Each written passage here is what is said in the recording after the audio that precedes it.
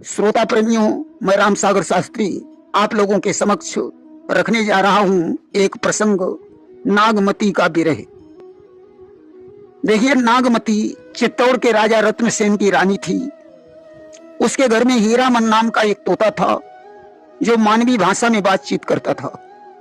दरअसल हीरामन को सिंघल द्वीप की राजकुमारी पद्मावती ने बचपन में पाला था। एक दिन की बात है, पद्मावती अपनी सखियों के साथ मान सरोवर में स्नान करने के लिए चली गई। इधर हीरामन पिंजड़े में बंद था। अचानक वहां कोई बिल्ली आ गई।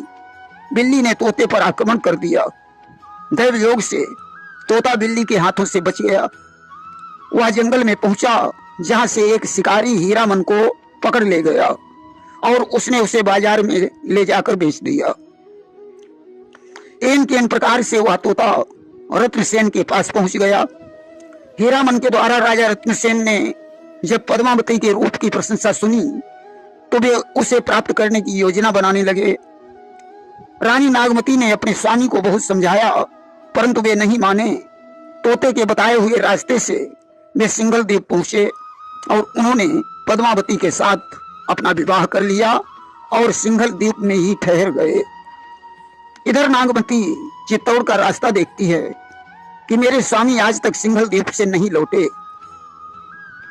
कि नागमती चित्तौड़ पथेरा, पीऊ जो गए पुनि कीन्हन फेरा। उसे एहसास हो जाता है कि मेरे स्वामी अवश्य ही किसी स्त्री के चक्कर में पड़ गए हैं।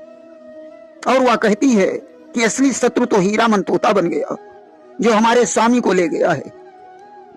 कि सुआ काल बनी लईगा पीऊ, पीऊ नहीं जात जात बरु जीऊ। हमारे स्वामी नहीं बल्कि हमारे तो प्राण चले गए हैं। कि जिए बीनु देहो नदी बिनु बारी, तैसे ही नाथ पुरुष बिनु नारी। स्त्री का जीवन बिना पति के उसी प्रकार है जैसे नदी में नीर नहीं, जैसे शरीर में प्राण नहीं। मेरे स्वामी को तोता उसी प्रकार ले गया जैसे कृष्ण को लेकर अक्रूर मथुरा को चले गए और गोपियां उनके विरह में पागल हो गईं। सत्य कहा गया है कि सारे सुख संसार दिखाए, सजनी सुखी सजन बिन नाय। बादल उमड़ घुमड़ घिर आए, सच्ची मौज झरन बिन नाय। तोता पिंजड़े में अकुलाए, जिसको चैन गगन बिन नाय। जीवन तो है जीवन धन से, जीवन जीवन धन बिन नाय। आज नागमती को दुखी देखकर सखियां समझाती हैं कि पाट महादेई हिये नहारू, धरि धीरज चित चेत समारू।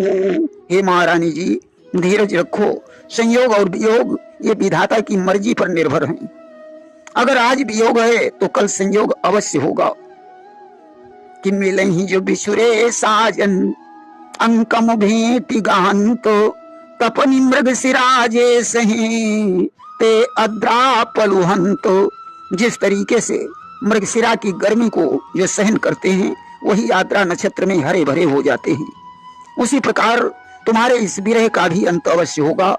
इस तरीके से आषाढ़ का महीना आ गया, आकाश में बादल छा गए, घनघोर घटा घिर गई, बिजली चमकने लगी, मेढक मोर बोलने लगे और कोयलें कूकने लगी। कि चढ़ा आषाढ़ गगन घन गाजा, साजा बिरहे धुंध दल बाजा। नागमती को अच्छा नहीं लग रहा है। वह कहती है कि हमारी समझ में वही स्त्री सुखी है जिसके पति घर में है। मेरा तो सारा सुख चैन ही चला गया। आषाढ़ तो जैसे तैसे गुजर गए, सावन आ गया।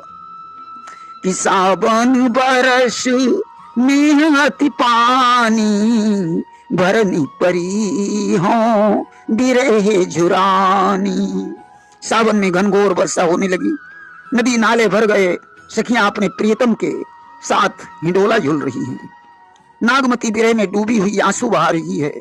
इस प्रकार सावन बीत गए और भादों का महीना आ गया कि भादों दो भर अति भारी, कैसे भरम रैन अंधियारी।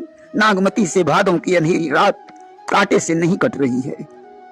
मघा नक्षत्र झकोरा मार मार कर बरस रहा है, परंतु इधर नागमती के नयन मघा नक्षत्र की तरह बरस रहे हैं।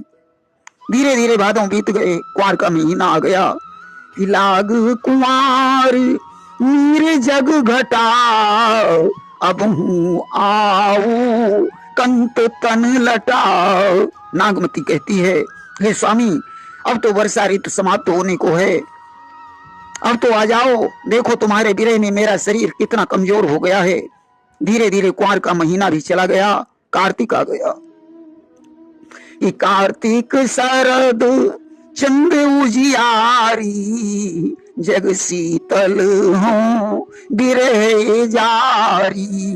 नागमती कहती है, स्वामी दिवाली आने वाली है, सखियां लक्ष्मी और गणेश की पूजा करेंगी, मेरा त्योहार सोना चला जाएगा, इसलिए हे स्वामी शीघ्र लौट आइए। धीरे धीरे कार्तिक भी गुजर गया, अगहन का महीना आ गया कि अगहन दिवस घटानी सिबाढ़ी, दूभर रेनी जाई की निगाढ़ी। दिन छोटा हो गया, रात बड़ी हो गई, अब तो अकेले रात कांटे से नहीं कटती।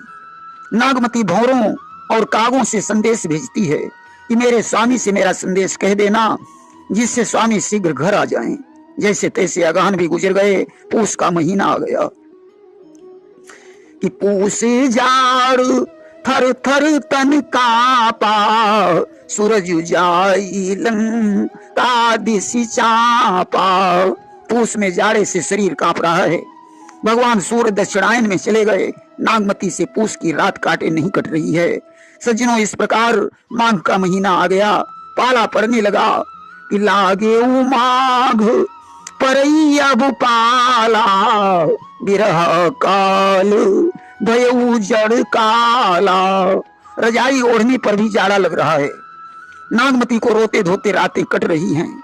इस प्रकार फागुन का महीना आ गया कि फागुन पवन झकोरा बहा, चौगुन सीऊ जाई नहीं सा। फागुन में सभी लोग होली खेलते हैं कि फागुन करही सब चाचर जोरी, फागु करही सब चाचर जोरी, मोहितन लाई दीन जस होरी। फागुन में टोली बनाकर सभी होली खेल रहे हैं। अब तो नागमती का शरीर मानो होली की तरह जल रहा है। धीरे धीरे चैत का महीना आ गया कि चैत बसंता होई धमारी, मोहिले खेसन सार उजारी। आम के पेड़ों में बौर आ गया, कोयल कूक रही है। नागमती को बिना स्वामी के सारा संसार उजड़ लग रहा है। इस प्रकार वैशाख का महीना आ गया कि भाव बैसाख तपनी अति लागी, चोबा चीर चंदन भा आगी। तेज धूप पड़ने लगी। नागमती कहती है, हे स्वामी अब तो आ जाओ, जो तुम्हें देखकर मेरा हृदय शीतल हो जाए। सज्जनों, इस प्रकार आज जेठ का महीना लग गया कि जेठ जरई जग चलई लुवारा, उठही बवंडर परही अंगारा। लू चलने लगी, बवंडर उठने लगे, सूरज में इतनी तेजी बढ़ गई मानो अंगार बरस रहे हैं। जेठ की आग से बड़ी विरह की आग है। धन्य है नागमती को, जिसने इतने दिनों तक उस आग को सहन किया कि तपये लागी जब जेठ असाढ़ी, मोहि पीऊ बिन छा जनी भागाढ़ी। तपा बरसने लगी, नागमती के नयनों से नीर बरस रहा है। वह कहती है, हे स्वामी अब भी लौट आओ, वरना तुम्हारे बगैर ये घर उजड़ हो जाएगा। इधर एक दिन राजा रत्नसेन शिकार खेलने गए। वहां उन्होंने पक्षियों के मुख से नागमती के विरह की कहानी सुनी और तत्काल पद्मावती के सहित चित्तौड़ लौट आए। किस प्रकार नागमती और रत्नसेन का मिलन हुआ। प्रेम से बोलिए वृंदावन बिहारी लाल की जय।